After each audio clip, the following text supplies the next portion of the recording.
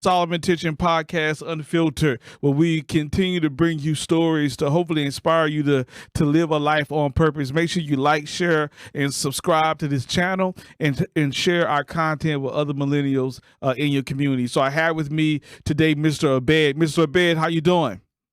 Doing great. Thank you for hosting me. I appreciate that. Absolutely. Where you from? Originally from Palestine in the Holy Land of Jerusalem. Wow. So are you still now? Are you on the States? Where are you right now? No, I'm in the States now. I live in this Orlando, Florida. I'm a general manager for Hilton Resort here in the city. Wow, that's amazing. And just looked at your link and some interviews and fell in love with all the talks and felt like we are connected in some way. Absolutely. Well, what's your story? Well, again, it's a simple immigrant story with a dream to come to the America from a small village in Palestine. And my dream was to come to the U.S. and not only make a better life for myself, but make a difference with everyone I see and touch by practicing kindness, staying positive, and show everyone that if you can dream it, basically you can achieve it, and everything is possible. Yeah. And I start from there and went through hell and back, if you will, and to reach where I am today. 2 years ago, I actually wrote a book when the pandemic happened with COVID. It's called A World of Good, just telling my story and how I've done it in a humble way, that if I can do it, anyone can, that you stay positive, you never give up, and you always believe in yourself, and there is good people in this world no matter what. And love, kindness, happiness, perseverance, courage is not rhetorics. They are real words and they're real things that it can happen if you really put your mind into it. Yeah. What were some of those challenges you faced when coming to the States?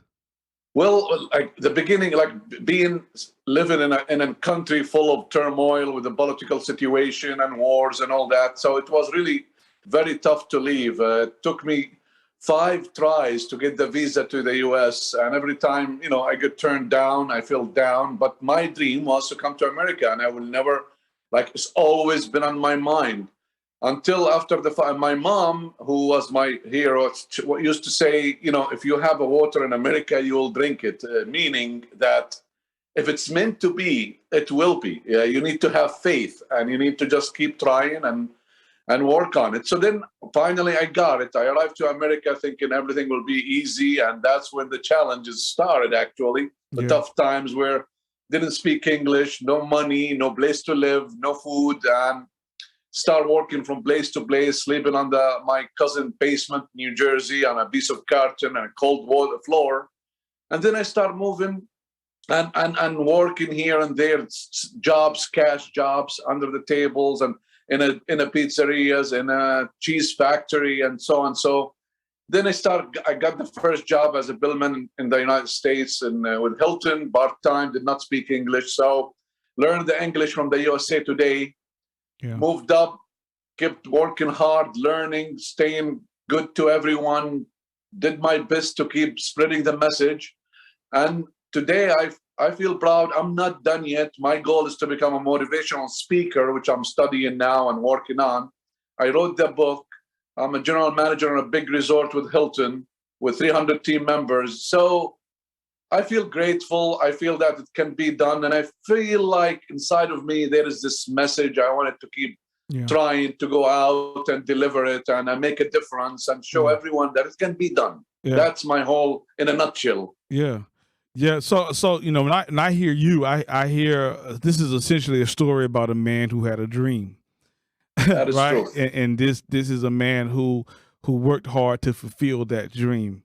And I think a lot of millennials can connect to you because we all got dreams. But one thing I know about having a dream is that those dreams, the journey to whatever that dream is, has a long list of starts and stops and questioning and so I guess from you, I want to know when you had this great dream of coming, this big dream for you of coming to the States, you get here. Did you ever have a moment where you say, you know what, this was a wrong decision. I need to go back home. It's funny you said that. And so many times I felt like, what am I doing here? I'm sitting here in a basement, dark, cold, starving, no jobs, not my culture, food. And I can go back, and I kept remembering my dad and my mom when he kept saying, don't ever give up, follow your dreams, don't. And my mom said, have faith. She was on the faith side. My dad was on the do not ever give up. So every time I face a challenge, and it's like the roller coaster of life, you have the ups and the downs. So when you have the up, you smile, you stay humble, you be happy, and you look forward. And when you go down, when you are in down, dark places, you just have to believe in yourself and pull yourself up, because I truly believe when you are down, those are the times that it makes of a character. It makes the strength of a man or a woman. It makes you feel that this is where the test is. Yeah. So every time I felt down, I kind of felt like this is a test. It's only temporarily. It's gonna change. I just need to hang in there, stay the course. Yeah. And that's how kept climbing little by little, keeping the faith and never give up. Something else that your story reminds me of that I try to live my life by is because you talked about you are the general manager of a big resort with 300 employees. In other words, you're at the top now, right? But I think that your story is a testament of sometimes to be able to be at the top, you got to be able to handle being at the bottom.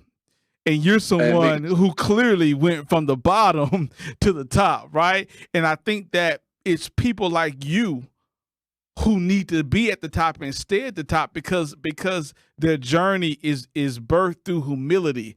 And so I always try to tell myself and tell other people, you got to be humble and okay with the small things first. If you can show that and prove that, life will continue to go up for you, because you want to make sure that you can handle being a big GM in Orlando, the paradise with 300 employees. I'm sure but I think you can handle it because you handle being at the bottom.